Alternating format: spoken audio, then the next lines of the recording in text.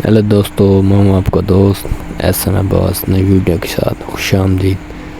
दोस्तों आज हम डब्बा बनाने लगे हैं स्पीकर वाला। तो दोस्तों ये देखें, ये शीट में था, ये ख़त्म हो गया। तो दोस्तों आज हम लकड़ी में आपको डब्बा बना के दिखाएंगे। ये दोस्तों कुछ इस तरह का ना हमने आपको डब्बा बना के दिखाना है। ये देखें। तो दोस्तों अभी तक आपने हमारा चैनल सब्सक्राइब नहीं किया तो चैनल सब्सक्राइब करें और बेल आइकन को दबाएं और कमेंट में बताएं आपको हमारा काम कैसा लगा।